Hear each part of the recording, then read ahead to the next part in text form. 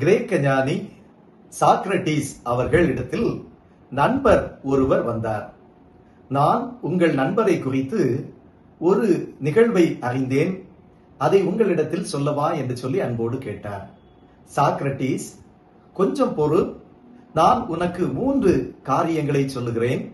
அந்த 3 வடிகட்டியினூடாக நீ சொல்ல போகும் காரியத்தை வடித்து எனக்கு சொல் என்று சொன்னார். இப்போது சாக்ரட்டிஸ் தன்னுடைய நண்பரிடத்திலே சொன்னார், நீ என்னிடத்தில் சொல்ல போகின்ற செய்தி உண்மையானதா? உனக்கு அது உண்மை என்று நேரடியாக தெரியுமா என்று சொல்லி கேட்டார். இல்லை, எனது நண்பர் ஒருவர் சொன்னார், அது உண்மையா இல்லையா என்று சொல்லி எனக்கு சரியாக தெரியவில்லை என்று சொன்னார்.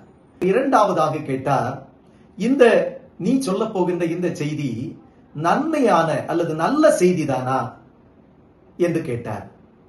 அதற்கு அந்த நண்பர் சொன்னார், இல்லை, நல்ல செய்தி என்று சொல்லுவதற்கு இல்லை என்று சொன்னார். நிறைவாக கேட்டார், நீ எனக்கு சொல்ல போகின்ற செய்தி உனக்கு பிரயோஜனமாக இருக்குமா, அல்லது எனக்கு பிரயோஜனமாக இருக்குமா, அல்லது என் நண்பருக்கு பிரயோஜனமாக இருக்குமா என்று சொல்லி கேட்டார்.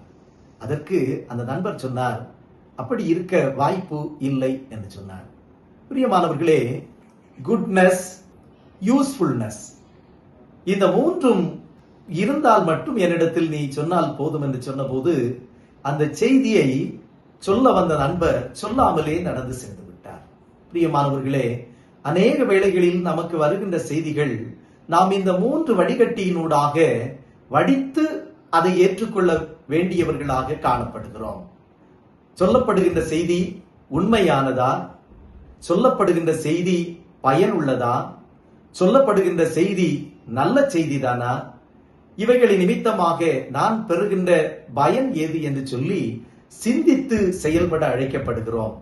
திருமறையிலே வேதம் சொல்லுகிறது, கெட்ட வார்த்தை ஒன்றும் உங்கள் வாயிலிருந்து புறப்பட வேண்டாம், பக்தி விருத்திக்கு ஏதுவான நல்ல வார்த்தை உண்டானால் அதையே கேட்கிறவர்களுக்கு பிரயோஜனம் உண்டாகும்படி பேசுங்கள் என்று எபேசியர் 4வது அதிகாரம் 29வது வசனம் சொல்லுகிறது.